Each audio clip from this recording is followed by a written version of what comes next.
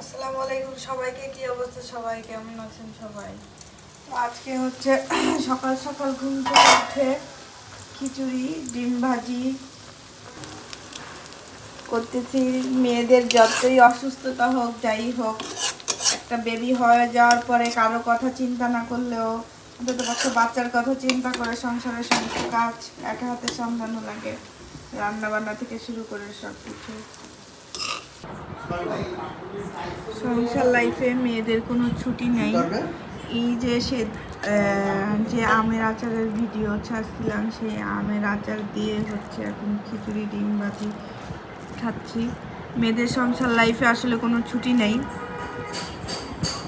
যতই শরীর খারাপ থাকুক যাই থাকুক, সংসারের কাজগুলো নিজে হাতেই সামলাতে হয়। সাথে হচ্ছে বাসায় অনেক মিস্ত্রি কাজ করতেছে, বাসাটাকে সুন্দর গোছাচ্ছি, সবই আপনাদের সাথে শেয়ার করব। তো খাওয়া শেষ করে আবার দেখা হবে। আল্লাহ।